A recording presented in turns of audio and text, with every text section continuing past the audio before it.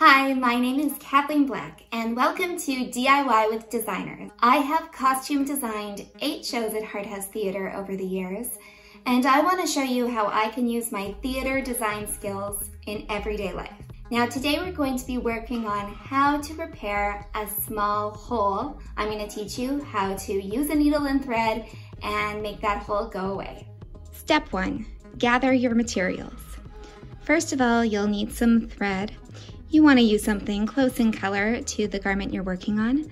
As you can see here, they're not exact matches, but they're pretty close and they're going to blend in. Next, you want to grab some needles. Any sewing needles will do. Something a little smaller is probably helpful. And then a pair of scissors. Lastly, you want to find a piece of scrap fabric for mending a hole. It's something to secure your stitches to and to fill in the gap.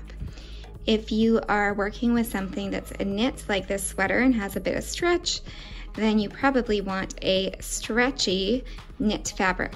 If you're working on something that doesn't have stretch and is woven, such as jeans or a dress shirt, then a piece of plain cotton, muslin, or even a tea towel would work perfectly.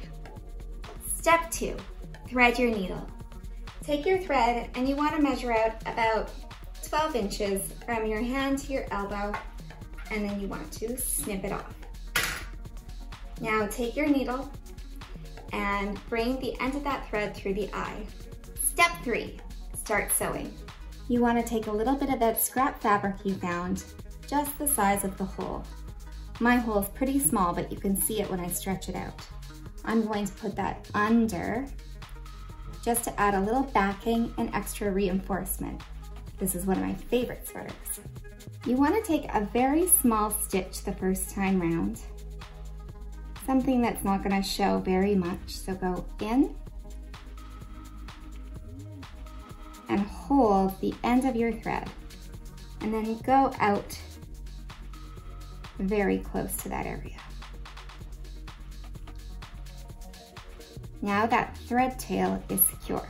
Now what you want to do is bring your needle in and out near that hole and make tiny little stitches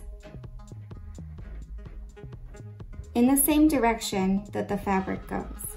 I can see the knits on this sweater going horizontally this way, so I'm going to go in and out over that hole horizontally.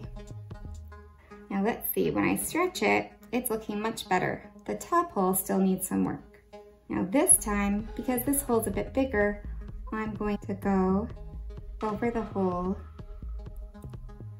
the other way to make cross stitches. And that is going to pull the hole together. All this time I know that the fabric on the other side is acting as a backup to my garment. It adds durability and something for me to sew through. After you've done your crosswise in and outs, you can weave your needle between the stitches you've just made.